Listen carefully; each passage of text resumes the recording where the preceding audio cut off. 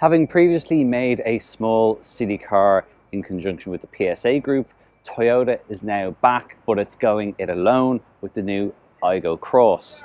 It's an all new design. It looks really funky. It's made using the same chassis and platform as slightly larger Toyota Yaris, although this won't come as a hybrid. It only has a 3-cylinder 1-litre petrol engine. It is quite an interesting design. We're going to show you through some of the features and then take it for a quick drive. Even though it's a small car, Toyota is going big when it comes to spec as well. LED headlights, for example, and it gets an array of driver assistance systems, including adaptive cruise control and a whole suite of safety features. There won't be any hybrid options with the Aygo Cross. Instead, it comes only with a 1-litre petrol engine, and that will be mated to either a manual gearbox or a CVT automatic. Now, with the CVT, Toyota says that it has done a lot of work to make it a lot lighter. It's over 20 kilograms lighter now. Also says that it's made some improvements to the performance. One of the other aspects that gives the Aygo Cross a greater sense of presence is the fact that Toyota fits larger wheels as standard to it. 17-inch wheels is what it will come on, with the option of 18 inches, which is what you can see on this car. And it does bulk up the car. It gives it a much blockier stance, much more purposeful look. And the way the design is, you can see, particularly when we see it in this side profile, how it appears as if it's kicked up at the rear, and that really adds to this, what the designer says, a sense of the car wanting to go forward and wanting to be a little bit more urgent in how it goes about its business. Certainly stands out a little bit more, but let us know what you think in the comments below. The boot features this nice glass panel across the back of it, and that lifts to reveal a larger boot than its predecessor. It's increased by 63 litres, so there's more room. It's relatively wide, there's a good aperture, and this is a 4-seater. Both of the rear seats easily fold down as well, so it's a little bit easier to get larger items into the back of the Aygo Cross. Let's have a look at the rear, because the first thing you notice is you got this very angular door and how that pops out, but it doesn't open to a very wide angle at all. So it is a little bit of an exercise to get inside, but before I sit in and show you, this is a quick look of what it's like. Due to how that rear door is designed, it means that you get quite a small window and you only get pop-out windows. Those of a certain vintage might remember these. We don't see it too often on cars nowadays.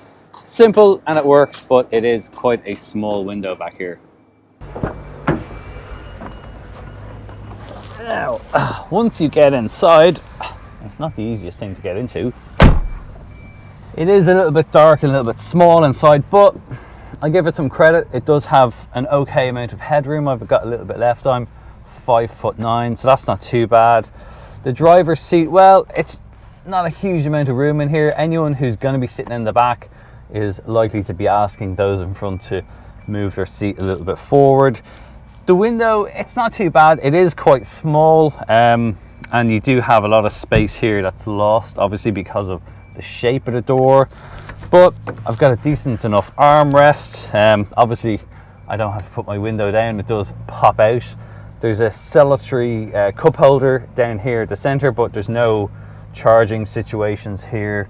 But the fact that it is still a 4-seater, so they haven't tried to squeeze space for 3 people in the back here, it does mean that if I am going to be sitting in here, I can spread out a little bit more and I will have a little bit more room. So that's not all too bad. But more importantly, what's in the front is a much bigger improvement over the last Aygo. The interior of the Aygo Cross is quite a nice thing. The way it's designed, there's a good mix of plastics and materials. You've got this painted surface here which helps bring a little bit of color in, as does parts of the surround here on the center console. This is obviously quite a range topping model. It's quite highly spec, so they won't all look quite like this, but models in Ireland will start with a 7-inch touchscreen, and there'll also be an 8-inch. This is the largest version that we have. It looks very nice the way it sits kind of flush with this gloss black material, but it's piano black material, and then you have your climate controls further down. So wireless charging pad, 2 cup holders. This is the manual version that we're going to be driving today. Still has a manual handbrake. Multifunction control is nice. It's just like what we see on the bigger or the more expensive Toyota models as well. And there's a fair degree of adjustment here, but it's only for height. It doesn't come in and out. So that's the only thing. You will have to maybe play around with your seat adjustments a little bit more just to find your optimum driving position. But speaking of driving position, the seat base is now a little bit higher. It's 55 millimeters higher, so that gives you a little bit more of a visibility across the road. The A-pillar here, so this section has now been also repositioned because it now has this new platform that the car is built on. That's angled further back at 24 degrees, and the designers say that this gives it a much broader, much wider field of vision. That's good, particularly when you're going to be in a city, because there's lots of cyclists, lots of pedestrians, lots of vulnerable road users. So the whole idea and the concept behind it was to make it easier for the driver to see more, to reduce the risk of anything bad happening. The seats are relatively comfortable. The squab is a good length, so it comes out far enough to support under your legs. There's a good bit of side bolstering here, both along the base and along the sides here. So this is a big improvement in seat quality over the previous Aygo, and the materials are that bit nicer. Yes, there is a lot of black plastic in here, but it looks a lot better, it feels a lot better, it doesn't seem as cheap as before. The overall design is quite simple, it's elegant. You've got these quite funky air vents, that kind of circular air vents that spin around, so it's very easy to have them going in whatever direction you want. The instrument cluster is very simple. It's basically, you've got your speed, you've got a small rev counter, there's a smaller, just over 4-inch TFT display there as well. So if you go and get a slightly higher spec Aygo Cross, it does have quite a lot of equipment for a small car. This is a class that typically always had a really basic offering, but now you get a lot of the modern conveniences that we see in larger cars in a smaller package. Toyota has gone to great lengths to make the Aygo Cross that bit more refined, and a drive on the motorway earlier this morning reveals that even at 120 kilometers an hour, you're not screaming to have a conversation with the person next to you. It's actually quite refined. And even with the optional 18-inch wheels fitted to this test car, there was little in the way of tyre roar reverberating through the cabin. So it's quite impressive at higher speeds, but really this is a car for the city. It's a car for driving at slower speeds and navigating tighter confines. The engine has a good bit of character to it. It's not the most powerful thing in the world, but for getting around the city, it's absolutely fine. 5-speed gearbox works quite well. It has a little bit of a nicer feel to it than its previous iterations, and for the most part it's an agile car. The steering is light, it has a great turning circle, there's a good feel from the brakes as well, and that visibility that I talked about earlier is quite good. I've got a really good field of vision, and once there's nobody sitting in the back seats, you can see out plenty from the rear view mirror.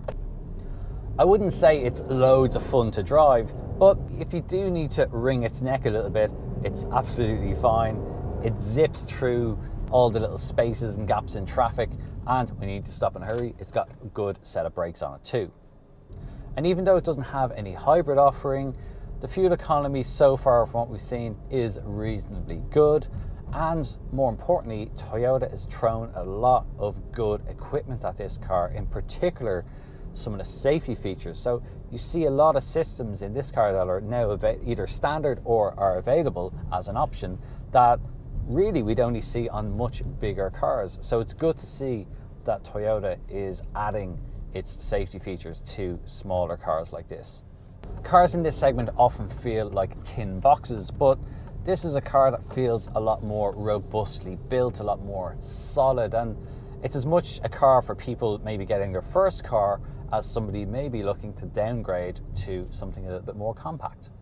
You can find out more about the Aygo Cross by visiting CompleteCar.ie, and as ever, we really appreciate you watching this. Get involved in the comments below, tell us what you think about this car, and if you've enjoyed the video so far, please give it a thumbs up, and don't forget to subscribe to the Complete Car YouTube channel. I'm Dave Humphreys, thanks for watching.